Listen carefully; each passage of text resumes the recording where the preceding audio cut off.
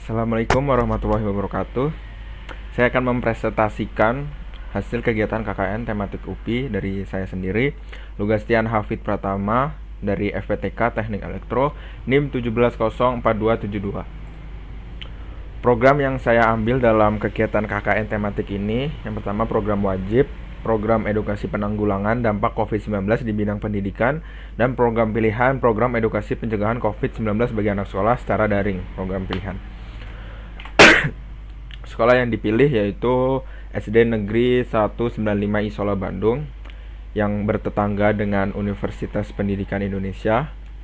Masalah yang saya angkat yaitu dari masalah sekolah daring, hoax COVID-19 dan pandemic fatigue.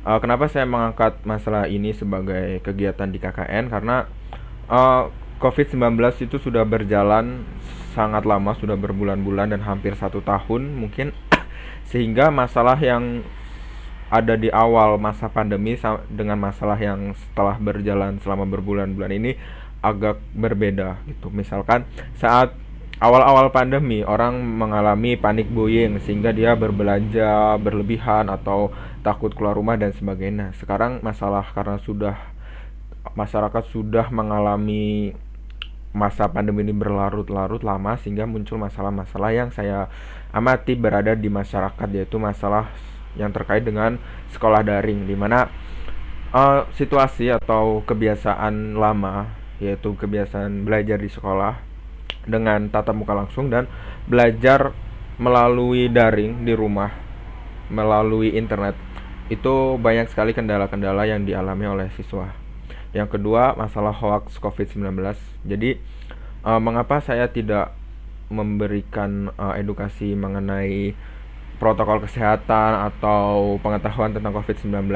Karena menurut saya masyarakat sudah sangat tak paham tentang protokol kesehatan dan sudah sangat paham tentang COVID-19 itu apa. Karena sudah lama sekali dicocoki oleh informasi yang bertebaran di TV ataupun di media sosial. Sehingga masalah yang muncul saat ini yang cenderung berbahaya menurut saya adalah hoax COVID-19, karena kemajuan teknologi, masyarakat dapat mengakses informasi dengan mudah dan dapat menyebarkan informasi dengan mudah dan cepat. Jadi ada semacam kemudahan-kemudahan yang dirasakan masyarakat yang membuat masyarakat yang tidak bertanggung jawab menyebarkan hoax. Nah, ini akan membahayakan masa pandemi itu karena informasi yang salah akan sangat berbahaya. Yang ketiga adalah pandemic fatigue. Pandemic fatigue itu adalah kelelahan terhadap pandemi yang tidak kunjung usai sehingga masyarakat malas mentaati protokol kesehatan, semacam malas menjaga jarak, malas untuk di rumah saja, malas membawa masker atau bahkan malas memakai masker di tempat umum, merasa bahwa COVID-19 tidak bahaya-bahaya banget atau semacamnya. Ini sebenarnya sebuah fenomena yang bisa kita amati di lingkungan di lingkungan kita sendiri, bahwa ada penurunan ketaatan terhadap protokol kesehatan. Nah, ini disebut pandemic fatigue. Sehingga masyarakat perlu diedukasi ulang karena nyatanya, faktanya COVID-19 masih ada dan kasusnya masih bertambah gitu. Bukan sebaliknya. Sehingga seharusnya masyarakat semakin patuh bukan semakin malas untuk menaati protokol kesehatan. Ini adalah poster mengenai hoax yang beredar di masyarakat. Jadi saya mendapatkan sumber-sumber mengenai hoax ini di covid19.go.id. Di sana ada semacam bagian informasi tentang hoax yang beredar dan faktanya. Nah, sedangkan orang jarang sekali untuk mencari tahu tentang hoax dan kebenarannya, sehingga saya membuat poster-poster ini untuk disebarkan ke media sosial ke teman-teman supaya disebarkan kembali, supaya informasinya meluas ke banyak orang, sehingga orang itu bisa membedakan hoax dan fakta yang sebenarnya gitu. Di sini ada beberapa macam hoax. Contohnya adalah WHO sebut penularan corona tak lagi hanya lewat droplet tapi juga udara. Nah, ini faktanya kan tidak seperti ini. Ini adalah hoax. Ini adalah beberapa poster yang saya sebarkan di media sosial tentang hoax COVID-19 dan faktanya. Kenapa saya membuat ini? Karena bagi saya protokol kesehatan masyarakat sudah paham, sudah tahu dan bahkan sudah bosan dengan itu. Sehingga saya cenderung ke pengetahuan tingkat lanjutnya, yaitu mengenai hoax yang beredar. Ini bukti publikasi poster. Jadi saya selain memposting di sosial media pribadi, saya juga membagikan ke teman-teman untuk diposting oleh mereka sendiri gitu, supaya semakin luas informasi yang bisa disebarkan. Karena saya pribadi, sosial media saya memiliki sedikit pemirsa atau follower yang akan melihat, sehingga tidak efektif sekali kalau saya hanya memposting di sosial media saya. Saya mengajak teman-teman saya untuk ikut memposting supaya benar-benar tersebar luas edukasi ini. Ini poster edukasi COVID-19. Selain mengenai hoax, saya juga membuat edukasi COVID-19 yang biasa. Di sini juga ada protokol kesehatan, tapi di sini menggunakan bahasa Sunda, dan di sini ada tanya jawab COVID-19. Bagaimana skema penahapan pemberian vaksin di Indonesia dan sebagainya. Di sini saya berusaha memberikan pengetahuan tingkat lanjut kepada masyarakat mengenai vaksin atau ya isu-isu yang beredar. Membuat hand sanitizer. Nah, selain itu saya membuat hand sanitizer dan juga membuat video tutorial untuk membuat hand sanitizer menurut formula dari WHO. Ini saya bekerja bersama kelompok kecil saya. Ini ada bahan-bahannya, alkohol dan sebagainya.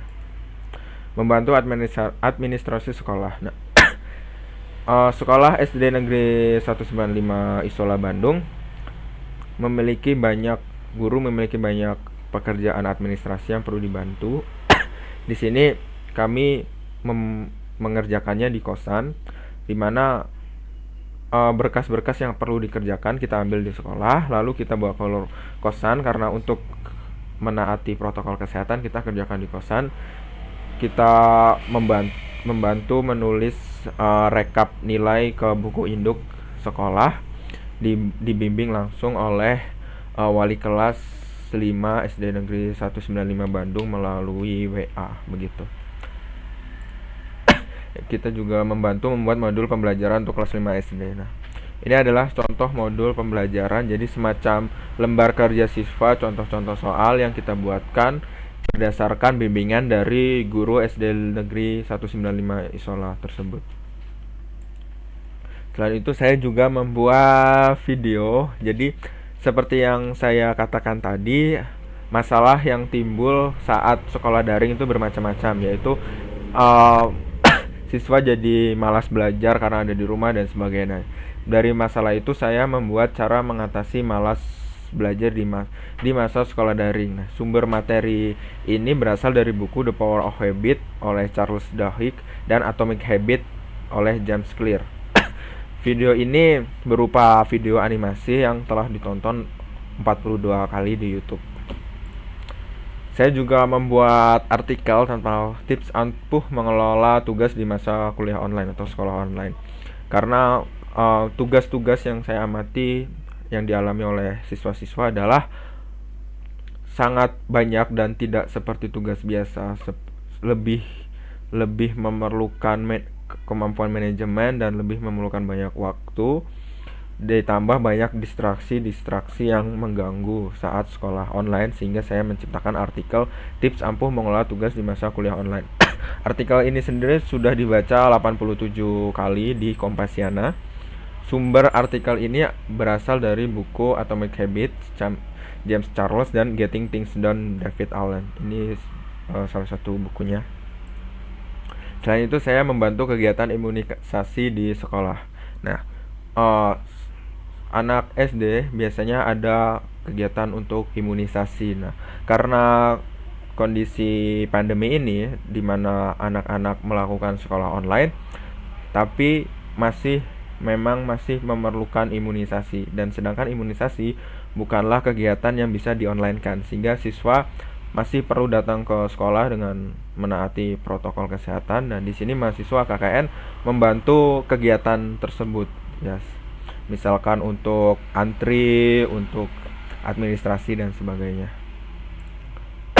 Itu saja, terima kasih.